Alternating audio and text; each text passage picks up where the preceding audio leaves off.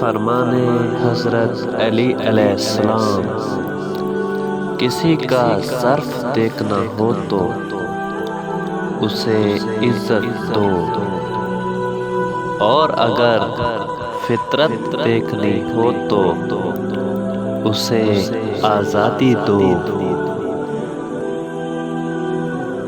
نیت دیکھنی ہو تو اسے قرض دو، خصلت دیکھنی ہو تو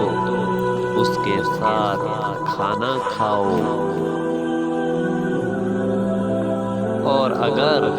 صبر دیکھنا ہو تو اس پر تنقید کر کے دیکھ لو، اور اگر خلوص دیکھنا ہو تو اس سے مشورہ کر کے دیکھ لو۔